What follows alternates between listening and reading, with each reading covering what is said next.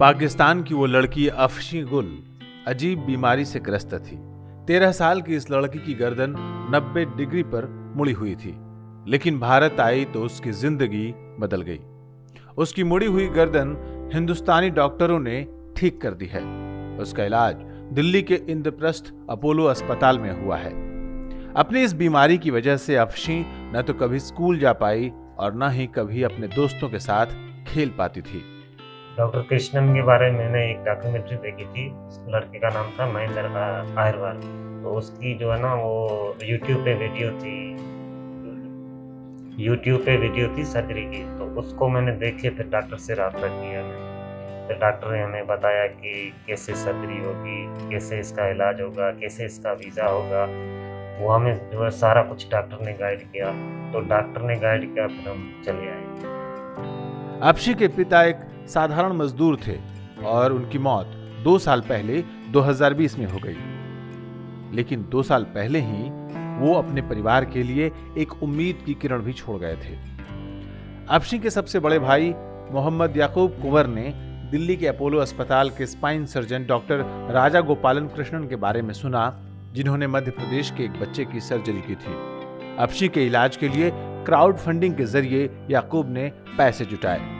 आखिरकार पिछले साल नवंबर में याकूब और अफशी दिल्ली आए और डॉक्टर कृष्णन से मिले। Actual diagnosis in the neck was a chronic, neglected, severe atlantoaxial dislocation. That is the C1 vertebra along with the skull tipping over the C2 vertebra, dropping to the left side and rotated 90 degrees. So I don't think I have seen such a severe fixed deformity. And she had spinal cord compression and cervical myelopathy. Cervical myelopathy means compression of the spinal cord leading to neurological dysfunction or deficit in the upper and lower limbs, depending on where the site of compression is. Doctor Krishnan ने अफशी का operation मुफ्त में किया।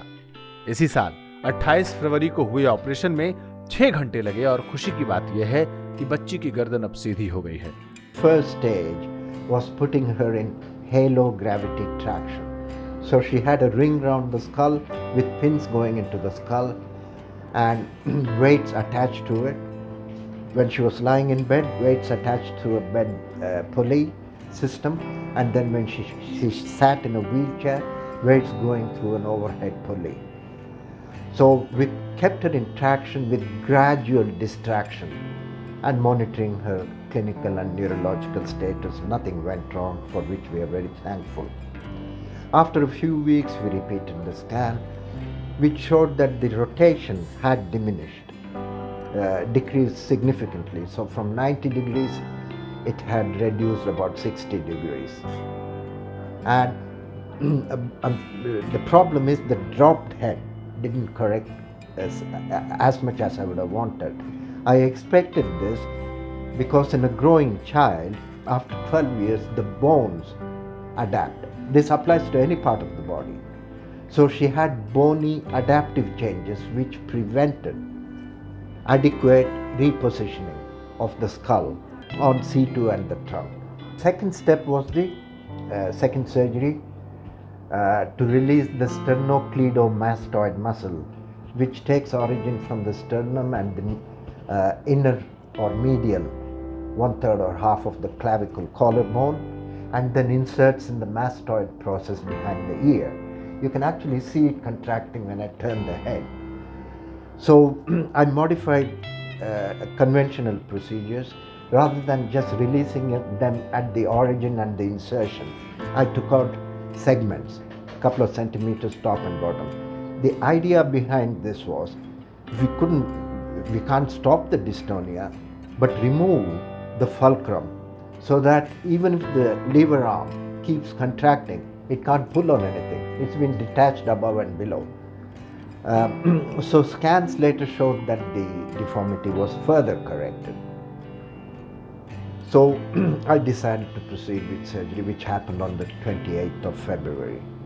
I had a long discussion with the family on the Sunday before the surgery.